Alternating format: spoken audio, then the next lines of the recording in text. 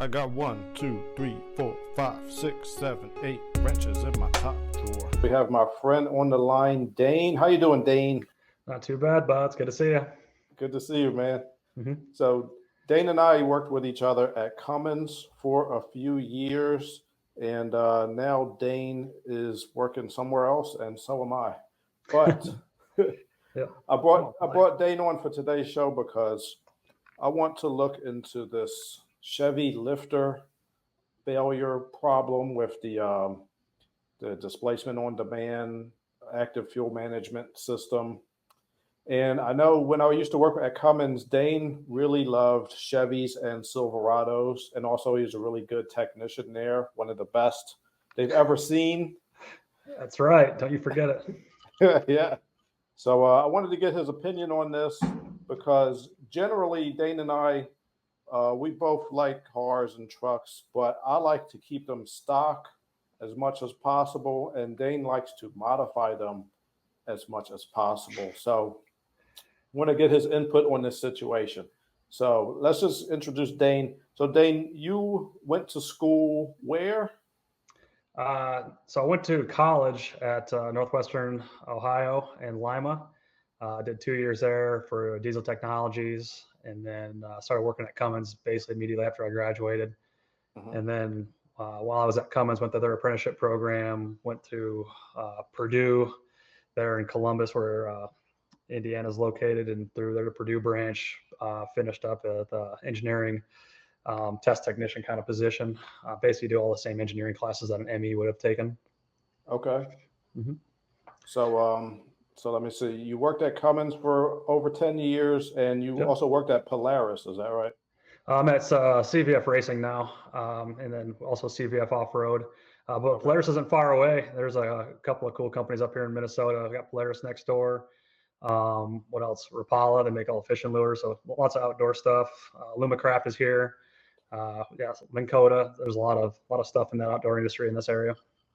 All right, and you were telling me a little bit earlier about your new job. You're working putting aftermarket bumpers on trucks. Can you tell us a little bit about that? A split off company of CVF Racing. CVF Racing's been around for about 15 years now. We do a lot of front end accessories, some beautification kind of stuff for all your classic engines, small block, big block Chevys, LS stuff, Chrysler, Ford, you name it. As far as classic car stuff, we're mostly focused on like show cars, muscle cars, and all of us love trucks and off-roading, and decided it was a good idea to start moving into the off-road industry. So within the last year, we started building bumpers. We focused on heavy-duty trucks to start with. So we do current Silverado, Ford, and Ram 2500 and 3500 pickups. Not the newest 23, 24 Tundra, but the one before that. We also do the new Jeep JL front and rear bumpers, and then Bronco front and rear bumpers as well. All right, so we got to talk about this lifter problem for the GM engines, the 5.3 and the 6.2. Can you tell us about that? What do you know about that? This is the first I've heard about. I've never heard about a lifter issue before. Chevys don't break. They don't break. Yeah, I actually know about this issue fairly well. It's related with the displacement on demand. Yeah, new technology. It was offered originally in the LS engine. And then the engine we're looking at here is the LT, which started in 2014 for the Silverados. And the base platform is basically the same. The biggest difference between the LS engines and the LT1 Gen 4 or Gen 5 engine, is going to be the direct injection that they have, the water pump location change, as well as the ports in the front of the block. But engine dynamics basically the same. Displacement on demand didn't really change. And I think what GM's got going on here is just baby steps into a learning curve. They started using this hydraulic lifter setup where they would shut down certain cylinders with the lifters. And so basically, for those that aren't familiar with displacement on demand, a V8 engine is normally going to be running on all 8 cylinders. As the displacement on demand kicks in, it's going to start cutting out 4 of those 8. So you're running on half the cylinders. So they do that by operating the valves. Over time, they had an issue where they would start to leak and burn excessive oil. Guys saying that they burn as much as a quart per 1,000 miles. Terrible. So what most guys do is delete it or turn it off. So that way you're running in V8 mode all the time. as an owner of a couple of these trucks that had it, I turned it off before I had these issues. I got my trucks with fairly low mileage or new, and that was even before I knew they were an issue. I just paid for 8 cylinders. I wanted all 8 all the time, and Right. there was times where they had maybe some tuning issues where there was a little hesitation, kind of going in and out of V8 and 4-cylinder mode. But anyways, a lot of guys are going to kill it, kill the V8 or keep it in V8 mode, kill the 4-cylinder mode, run them that way. The other option is going to solid lifters or a hydraulic lifter and removing the solenoids that actuate them. And that's another way, but then you're in V8 mode all the time.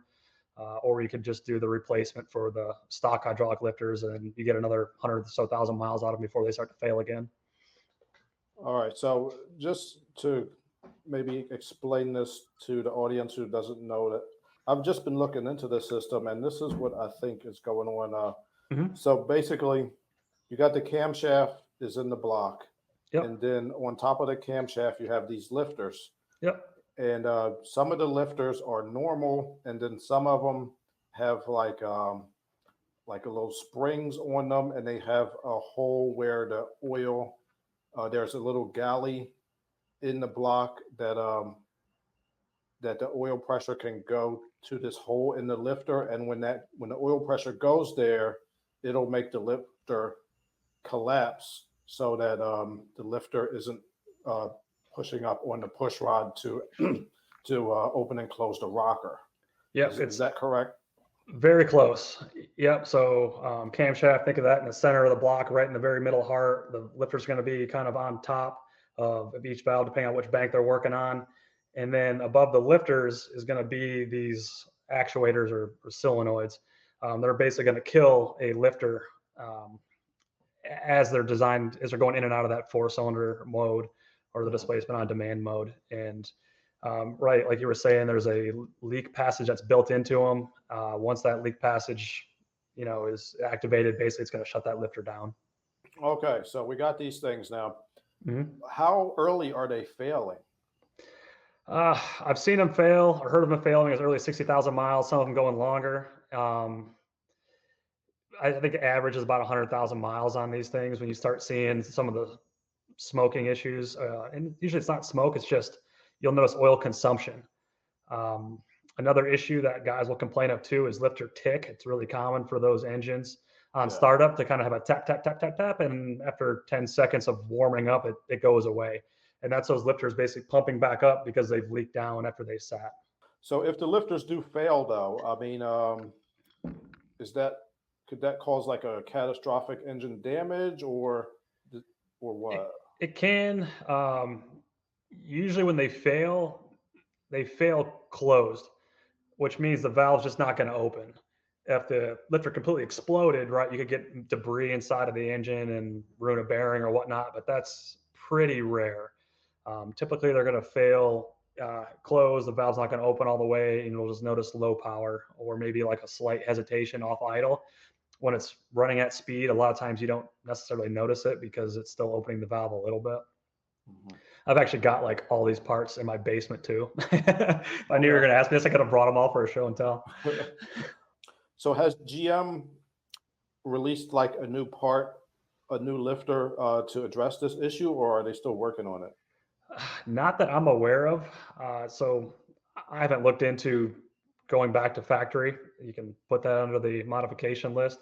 If this is going to happen to me, I'm going to go with like an LS7 style lifter, which wasn't displacement on demand. As a direct swap in, it's kind of a common upgrade. Or going with like an aftermarket solid hydraulic style lifter that's not going to have displacement on demand or non-displacement on demand capable, and replace it that way.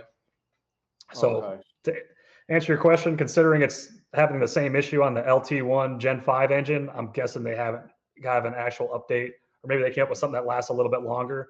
It could just be a design flaw that just needs to be changed altogether, which going in a kind of different direction. I've been doing some research on the new 2.7 liter engine that they're going to put in the Colorado XZR2. Actually, I think it's going to be in all the Colorados. And then like the Silverados as well. It's going to be a turbocharged engine. They have a whole new displacement on demand system for that. And it was to address this exact issue. Let's get into what the customer's options are. Now, Obviously, if you're under warranty, doing any of this is probably going to void your warranty completely. So Yep. want to keep that in mind. And also, if you live in a state that's real strict on emissions, this may not be legal. So you might want to do your own research as far as what state you're in. Yep. But all right, so these are the two options that I saw on the interwebs, and let's talk about them. There's one where you can plug a little box into your OBD2 port, and then that is supposed to turn it off. All right, Dane, so here is one option that I saw. I'm not promoting this product or anything. I'm just talking about it. So here we go. OBD2 or OBD car, battery powered AFM, DFM disabler, active fuel management. So Dane, what do you think about this one? Yeah, there's a handful of these that are available. They all kind of do the exact same thing. Like we were talking about, they disable the displacement on demand, or AFM stands for active fuel management. It's called that as well. Basically, you're just going to keep you in V8 mode all the time. It's a pretty cheap and easy way to turn that off. That's a good way to kind of get around this issue. And that's if you don't already have a failed lifter. All right. So this is my skepticism here, Dane. So just be prepared for my nerdiness. Yep. This is what I'm skeptical of this product because I'm looking in the comments. Excuse me.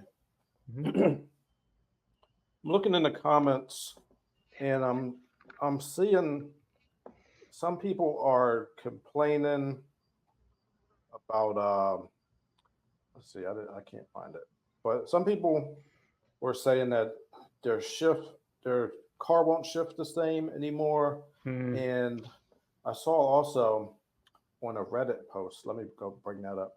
I saw on a Reddit post that some people were having problems when they go to take their emissions test. Have you heard of this? I've not heard of the emission thing. Fortunately, I live in a state that doesn't test for emissions, so I haven't had to deal with it personally. But the shifting thing makes sense to me. So as the active fuel management turns itself off and on, there's going to be different shift points that are communicated to the BCM, which usually controls the transmission, on when to downshift, when to upshift, or what have you. Typically, when you're at a steady state, say cruising through town at 40 miles an hour, this is when you would see the displacement on demand kicked on. If you go to give it a little bit of throttle, displacement on demand is going to turn off. It's going to downshift and do so accordingly. So if you're in V8 mode, what all this is doing is telling the ECU it still thinks it's in 4-cylinder mode, displacement on demand at that cruise, but if you're actually in V8, it's trying to now compensate for something that isn't actually happening. So for there to be like a chug or a quick downshift or something that jolted makes total sense, because you're kind of doing a workaround. You're not actually going in and turning off all the buttons that need to be turned off, or putting the programming in place that needs to be programmed inside of the ECU to turn this off properly, or to be a more smooth transition. Okay, so this is what I think is happening with people having not just transmission problems, but they say they go to do their emissions test and their readiness monitors are not set. Let's see. Do you know, since you're not in an emission state, do you know what I mean by readiness monitors? Like, have you had a lot of experience with those? I don't. Explain that to me quick. Okay, so readiness monitor, right? Because I used to do emissions in Philly. Yep. So your car has emission systems. The main ones are EGR, EVAP, your catalytic converter, oxygen sensor heater. Those are the main ones. So when you get in your car, it's going to run a test. The computer's going to run a test to make sure that each system is working. Right. And it's only going to run the test under certain parameters. Yep. For example, let's say if it wants to test the catalytic converter, for most vehicles, it's going to test it at a steady state, driving several miles at about 55 miles per hour or more. So, it's going to be different for different cars, but in general, it's going to test the catalytic converter under those conditions. when it does the tests, it decides, oh, did you pass? Did your catalytic converter working as expected? If it does pass, then that monitor is going to be set. Yep. If it doesn't pass, then it'll throw like what's called a pending code in your computer, like a P0420. Yep. So it'll just say pending for now. It won't turn the check engine light on. But if it does it again, like the next time you drive, it's going to remember it's got that pending code. If it happens again, then it's going to set the light. So in general, that's how those systems work. It's not based on, like let's say you clear your check engine light, you want to get all the monitors run. It doesn't just check for, oh, you ran 200 miles, so all the monitors should be set. No, it doesn't work like that. It's going to test under certain parameters. So my engineering nerd brain was thinking about this, and this is how I think this AFM disabler works. This is my theory. I don't know for sure because I was looking up, I couldn't figure it out. I think all the disabler does, I think what it's doing is it sends a signal to the computer to clear the check engine light. And when you do that, it'll disable all the monitors. I think that the active fuel management only works once those monitors are all run. That is my theory. So I think what this little box is just like, how you can get a scan tool and you can hook a Bluetooth module up to the box. Oh, yeah. And you can use that to clear codes. I think all this does is put those two together and it'll send a signal to clear the code like every time you start the vehicle. Right. Do you think my theory is perhaps correct? I don't know if it's correct for sure, but that's a very strong possibility. This would be a great question for our buddy James too, who knows the kind of the ins and outs of ECUs and some of that electrical engineering. I'd say you're on the right path there. If I had to take a stab at it, I'm just saying it's probably whatever the ECU is looking for to go into displacement on the demand mode is that cue. I'm guessing they're probably calculating torque off throttle position and engine speed. It probably just wasn't allowing the ECU to ever see that position. So it's probably holding it lower. And so when you're seeing the problem with system check, it's probably seeing if it'll go into that mode, which is supposed to be more economical, right? And it never does. So it's just constantly in that loop. And then there's probably, again, something there that's stopping it from signaling a check engine light from coming on. Okay. So we don't know for sure. We might need to get our friend Angry McNerdy Face to take one of these apart and figure out what exactly it's doing. Yep. I think that's the simplest explanation for what this thing is doing, because I don't think it's powerful enough to rewrite the software to your PCM over and over again. I think it's doing something simple like just clearing the code every time you start, and that way the computer's logic is don't use the active fuel management unless at least most of the emission monitors are set. That's what I think is happening. So I wouldn't use one of these because you need your emission monitor set. Number one, if you're in a state that does emission testing, you're going to run into problems like some of the people on the Reddit forum ran into. And number two, you're never going to know if you have a check engine light, if you clear it every time. So like I said, I don't know for sure if that's how any of these work, but that is my theory. If anybody wants to put in the comments what they think, you can go ahead and do that. But yeah, I don't want something that's clearing the code every time, because you're not going to shift right. Because the transmission needs to get to know how you're driving and what your shift points are. So I don't think using something like this is worth it. So it's up to you if you want to use it. But anyway, number two is a more in-depth system to where you change. Let me see if I can find this thing. You change like all the parts. You change the camshaft. you change the lifters, you reprogram the ECU, Yep. you was AMS Racing. Let me get on that. Let me bring that screen up. Hold on. I'll throw a little tidbit in there too while you're pulling that up. Sure, go ahead. So what I've done in the past, I've been familiar with these, and it's kind of like a piggyback style ECU for guys that are familiar with those. Minimally invasive, but whatever. So what I've always done in the past is contact a tuner that's got HP tuners. Costs a little bit of money to get the credits to crack into the ECU, but you can actually, once that's opened up, just hit check boxes. Hey, I don't want to use displacement on demand anymore. And then it won't ever send a check engine code for it because it's never going to put it into that mode, period. So that's how I've done it in the past. It's the most minimally invasive way that I know that's also safe. But again, if you're not or if you are in a emission state, it might not fly. So proceed with caution.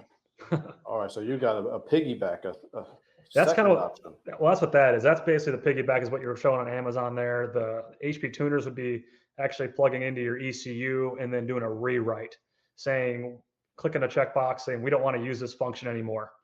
And then it actually writes the ECU to never even look for that situation. We're just not going to use it. We're going to stay in V8 mode all the time. It's deactivates it that way. Yeah. Okay. So this is the more robust option. Yep. This complete AFM DOD delete disable kit. Can you see it on the screen, Dave? Yep. All right, it's $900 friggin', but we're awfully proud of it. This one come with all new lifters. It has this manifold at the top here. All new. This looks like there's a way to reprogram the ECU. Yeah, looks like that's from Diablo. Yeah. But yeah. So what do you think of these, Dane? This seems like a lot of work.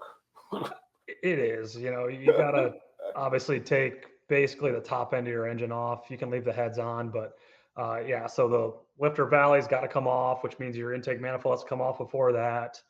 You're going to take off your rockers so that we can pull your push rods out, and then of course your lifters all come up. Take all those out one at a time. You're gonna have to take the radiator out of your truck, the condenser, maybe the core support. I think you can do a cam swap without taking the actual whole core support out. It's a lot of work. I'll let you guys in on a little secret. You don't have to change. You don't have to change the cam.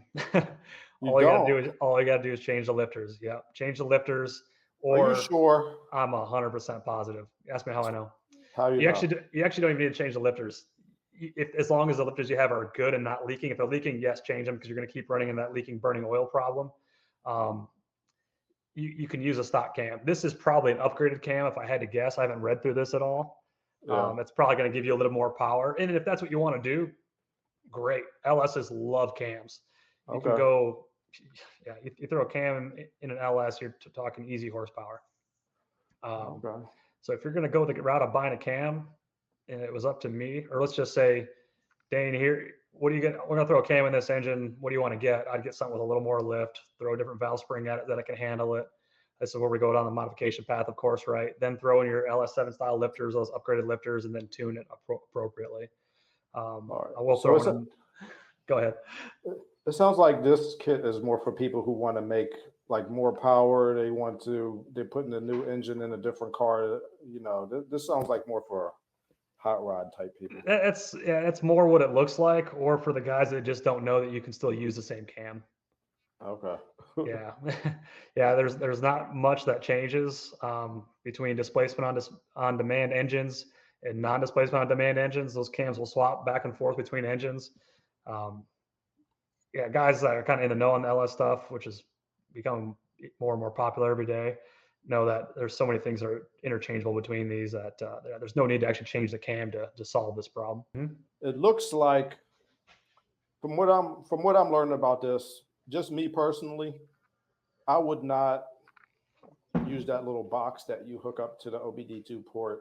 That sounds like a nightmare. If I had to do something, if I were not in an emissions state, I would probably look into that piggyback thing that Dane was talking about. Correct. Yeah, the plug-in is the piggyback. That's kind of like basically it's basically changing the inputs that the ECU is seeing in a way. and makes it think it's in a safe mode while it's actually not, as far as the displacement on demand goes. Minimally invasive because you can just unplug it and plug it in. The writing the new calibration with like an HP tuner style program is what I was talking about. And that's where you plug in, do an actual rewrite to the calibration. A little So more you had to expensive. rewrite the cal with. Oh, okay. Yeah, that's what I was thinking about. But Yeah. yeah, I don't know. Have you heard of any ill effects from doing that? Uh, I've not, and I've done it on a couple trucks. Yeah. When people ask me, they'll show me these things, the little plugins, and I'll say, it probably works. I've heard they do what they're supposed to do, but I recommend going this route. Like I said, it's going to cost you Okay. probably twice the money, maybe a little bit more, to have someone that already has the program do it for you, because it's about, you have to use 2 credits, I think, which are $100 a piece for HP tuners at this time. Now, what do you And see? What do you mean credits? What are you talking about? yeah, so you can't just plug in and rewrite the ECUs on this GM computers, at least not as far as I'm aware of. So with HP Tuner, you have to buy credits, and then they basically give you a code to open up the ECU so you can actually see what's behind the scenes there. Instead of just like plugging in your scan tool where you can read vitals, once you've had the credits, you can kind of crack in to what's behind. You then have the option to change parameters. So on demand is going to simply just be clicking a box that says disable, and it's just not going to be on anymore. And then that's all you got to do. Click that box, hit save. It'll do a rewrite, which doesn't change anything as far as your fueling or your ignition curve goes, any of that other stuff. It's just going to not ever put it into that mode. All right. Well, that's up to you guys. I'm still feeling real nerdy about this, and Yeah. I think if I get another Silverado, because I did have one at one point. Yeah, you did. It was a nice one. I know I should have kept it, but yeah, I think I would just probably change the lifters when they go bad or before they go bad, and I hope that Chevy makes some new lifters. And then again, if you want to make more power, you can get that whole expensive kit. That's up to you. So, all right, well, that's what we think about this. You could do what you want. Check the laws in your state. Yep. So, Dane, before I let you go, Yep. I got 10 car guy questions for you. Holy cow! So I wanted to see. These are special for you, Dane. Are these like quick hitters? Oh, pretty relatively quick. Just explain your reasoning. All right. Behind it. All right, so here we go. 10 car guy questions for Dane. Number 1, if all Silverados in the world disappeared and you had to drive either a Dodge Ram or a Ford F-150 or a Toyota Tundra, which one would you pick and why? Can I pick any year I want? Yeah. All right. It actually doesn't change the answer. I'd go Toyota. Toyota? Yeah. Toyota? Yeah, I go with the old Toyota, man. What year? Honestly, it doesn't matter. I've got a little bit of experience with the early Tundra, even the 100 full size pickup. I know a couple of guys that have the newer ones. They're pretty decent trucks. I used to knock on them a little bit for being a Japanese pickup. I think of trucks always being a kind of an American thing, but for those that are still knocking on Toyotas, man, they got super strong built axles. Brakes are oversized. They're just tough, durable all around. They'll go 300,000 miles or more. They're off-road great. They've got a better IFS, I think, than the Chevys do. Hate me if you want. I'm going Toyota. Oh, okay. Yeah. Now, I was going to say it does matter a little bit because the 2023s are 6-cylinder turbo. I'm not getting that one. I'm sticking with the V8. All right. So the 5.7? Sticking with the 5.7, yep. All right. So I'm a V8 naturally aspirated kind of guy. I was thinking the other day, though, that for just a regular 1500 level truck, that the Tundra is acceptable. But if you needed like a 2500 or a 3500, like the Tundra is not going to be powerful enough for that. Yeah, they're on the line. So as far as half-ton trucks go, which I think they fit in that category, they're going to be oversized on most components. They're going to have a bigger ring gear in the axle most of the time. Transmission super durable. It's got a 5.7 liter engine, which is pretty common in even gas sized, 3/4 ton pickups. So they're knocking on the door being a 3/4 ton truck, but they're not quite there on payload towing capacity. So yeah, in the half ton size, they're more than capable. If you really, it's hard to say need a 3/4 ton truck unless you're hauling trailers all the time. Yeah. If you're in that market and you actually need a 3/4 ton truck, then yeah, maybe it's not What would the you truck get for then? you. What would you get then? Boy, what do you get?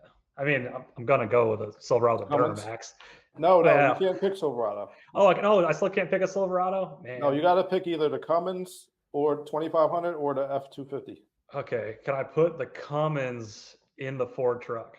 What? Why do you want to do some crazy stuff? So I like the Cummins engine. Obviously, I know that one intimately. Yeah, I know all the insides and outs, especially the 6.7s. Yeah, we can go into super detail on that one, obviously. Okay, so But yeah, the engine's great. I'm not a fan of the Dodge truck and the way it rides. I think the Ford truck's a little bit better in a couple of areas as far as that goes. But okay, yeah, for reliability's sake and engine's sake, yeah, I got to go with the Ram. I got to go with the Cummins, man. Stay with the all home right, team. sweet. I would get this Cummins too. Yep. All right, question 2. What would you pick between the Ford Maverick or the Chevy Colorado? Oh, Colorado all day. All day? Well, yeah, because since we're talking about trucks, you only talked about one truck there. Oh. The Maverick's unibody, that's not a truck. Oh, it doesn't count. Okay.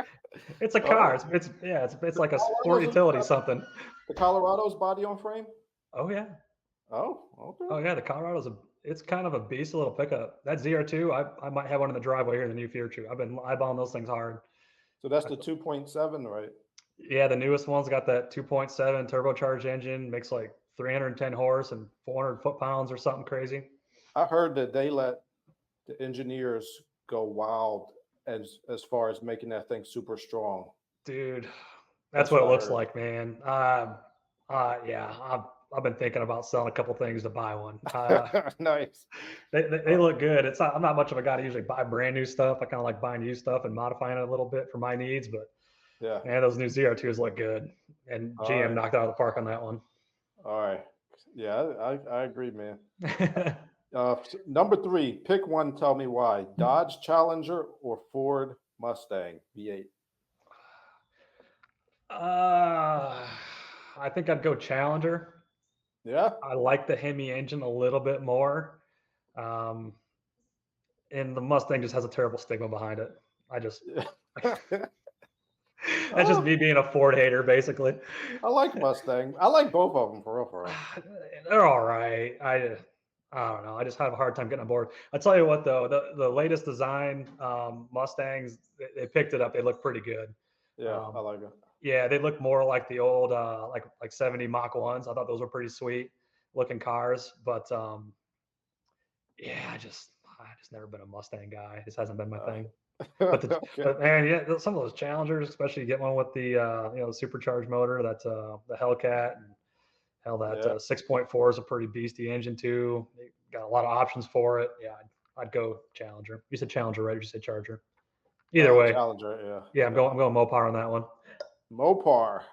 All right, here we go. Pick one. Tell me why. Nissan GTR versus Toyota Supra. GTR. GTR? Yeah, what beats a GTR? Maybe Nothing. like an Audi, exactly like an Audi A8, maybe that's got twin turbos on it. That's just crazy. I mean, the GTR is such a beast of a car. It's guys with stock drivetrains boost those things up to over 2,000 horsepower, and they live somehow. Oh my! I don't know all the ins and outs, but yeah, GTR. There's no question there. Sweet. All generations. Yeah, the GTR is just an awesome car. I agree, man. I agree. All right. So what is I don't know if you like Fast and Furious movie, but what is your first and second for Fast and Furious? Which ones do you like best? This is going to sound dumb, but the first two. First two? Yeah, those came out when was I in high school probably? Yeah, around the time I was starting to drive, and just thought it was, I wasn't so much I was more into muscle cars at that point, and still kind of am, but just thought it was super cool to have a movie about cars and guys doing kind of gangster shit in the background, Well, yeah, man, I love that movie so much. Yeah. When I first saw the commercial for it. Like I hadn't heard that this movie existed. I saw the commercial for it. I was on the Yep. phone with my girlfriend at the time, and I was like, "Oh my god, look, this is a movie! This is the exact movie I want to see." I started Yep. yelling, and she hang up the phone over. Yeah, I started Oh my seeing like god, Nas for the first time. I was like, I I'm putting that know. shit. I had a G body Monte Carlo. I'm like, I'm putting that shit on my G body. Oh man, yeah, that was so my favorites are the first and the third one. I like the third one where they Third go was to that Japan. Tokyo Drift, the third one. Yeah, they go to Yeah, Tokyo. that was decent. All right. So next question. What is your least favorite car brand to work on? Hmm. I might change this on you a little bit. So the more stuff I work on, the more I don't want to listen to people say these cars suck, because all cars have their flaws and whatever. And like you can take, for example, behind me, I got two BMWs. I'm sure everybody's heard BMWs are terrible. They're hard to work on. You need to have specialty this or that. Not true in my experience. Dig into them. You guys have metric tools and standard tools. You can, or not standard, just metric tools, all you need. And then torques. There's a lot of Yeah, inverted a lot torque of stuff. torques. Yeah, if you want to call that a specialty tool, sure. But they're not that difficult. Sure, the geometry is a little bit different on the steering, and maybe it looks a little different than what you might be used to on what you do. If there's a car I don't want to work on, it's not usually brand. It's usually the way the driveline set up. I don't like working on front wheel drive cars. Really? Yeah, you open the hood and everything's just crammed. And like for example, imagine like a V6 that's a front wheel drive, right? The car is going to sit horizontally instead of vertically through the engine bay, and Hmm. so the back cylinders are against the firewall, and they're usually really hard to get to. The transmissions bolt on the side; they're not quite as easy to take off and on as an engine that's longitudinal, where you can take it out of the tunnel in the back. I just Yeah. find that working on rear wheel drive vehicles, or even rear wheel drive bias vehicles like the X3 here over my shoulder, it's an all wheel drive vehicle. So it's throwing like 66% of the torque to the rear and then 33% to the front. It still has a rear wheel drive style setup with a transfer case that modulates how much torque goes to which axle, the front or the rear. All really pretty simple to work on. Everything's fairly easy to get to. I don't usually start cussing stuff until it's front wheel drive, and I'm just like, No. I don't care what it is. All right. Ford, GM, Nissan, Toyota, Honda. So not really answering your question, but that's how I'm answering it. That's an answer. That's a good Yep. answer. Mine is Audi. I hate Audi. Dude, I don't like working on Audi. good point. And you know what? They're all front wheel drive or front wheel drive based. And Yeah. every service seems to be an engine out service in those damn things. They're not I Ferraris. know. Yeah, come on now. I used to have to work on. Well, I don't want to make this an hour long, but I had to work on an Audi twin turbo V6 or one turbo V6. It was Yep. a nightmare. Yep. It was the most crammed thing I've ever seen. It took me like 5 hours to get to one O-ring Yep. that was leaking. It was a nightmare. But all right, you get me triggered talking about Audi. I gotta move Dude, on. the Germans knocked it out with BMW. They knocked it out with Porsche. I don't know where they went wrong with Audi, man. They Oh, come they're on now. crazy. Yeah. All right, so a rank from best to worst: Chrysler, Ford, and Dodge. Well, Well, no, not Chrysler. Oh, GM, Ford, and Dodge, aka Stellantis. Which one's the best I'm going to put this in in the truck. general? I'm going to put this in the truck category. I'm going to say Chevy's got the best truck. I'm very biased, and I'm going to say Ford has got the next best truck. And then I don't like driving the Ram at Yeah. all. Yeah, they just don't seem to drive. You don't like the way they drive. I don't. And I tell you what, the new ones have got probably the best interior out of all of them, the newest pickups. So we're talking like the 21 and newer Rams. They're really nice. Yeah. Most of my experiences was going to be with stuff that's older. They were plasticky, kind of cheap. They weren't the most comfortable for me. All They right. got a flat axle up front. They were prone to death wobble, kind of like the Jeeps are. All right. So newer ones maybe. No. Okay. Yeah. No problem. No problem. Yep. All right. What do you think? Best to worst? Honda, Toyota, or Nissan? Who's the best? Who's the worst?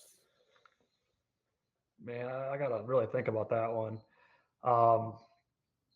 You know what? I'm going to put Nissan at number one, and a lot of people might hate me for that, but I don't care. What? You know why? Why? We already talked about the GTR, Yeah, right? GTR. Try and beat it with a Honda or a Toyota. What's going to beat it with one of them? Oh, yeah. Right? Answer that question. I mean, there's not really Nothing anything out beats there the that can, GTR.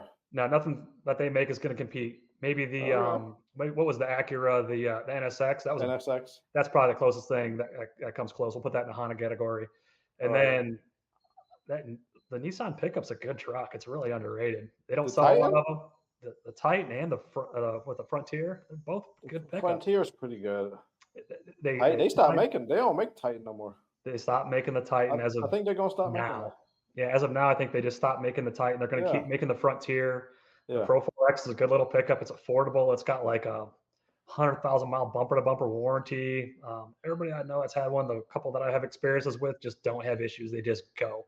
They don't get talked about. There's not much in the aftermarket for them, but they're a good little pickup. So All right. we go Nissan, Toyota, Honda. Okay. Yeah. All right. Just the last question. I think I already know the answer. Yep. What is the best automotive OEM of all time? You don't know the I answer. already know And where I'm you're gonna going I'm with gonna that. geek out a little bit here. I'm gonna say Porsche's the best. Porsche. Yeah. Why? I just love 911s. You love It's Porsche? Yeah, it's kind of a guilty pleasure you might not know about, but that's another one on the Oh, might be put in the driveway here in the new future kind of thing.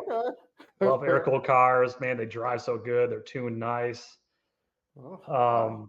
I got a little bit of experience in a couple of different ones.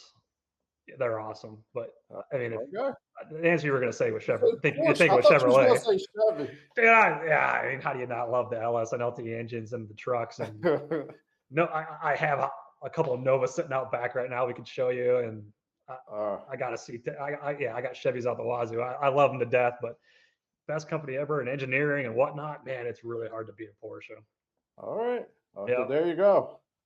All right, man. Well, look, thanks for coming by, Dane. I really appreciate your No input problem. on the active fuel management system Yep. and your surprise pick of Porsche as the greatest Hey, OEM of all time. I can't keep me believe on it. your toes. Okay. All right, man. Well, everybody, thanks for listening to the podcast. If you got any questions, please put them in the comments. Yep. Thank you for tuning in and have a good one. Yep. Good seeing you guys.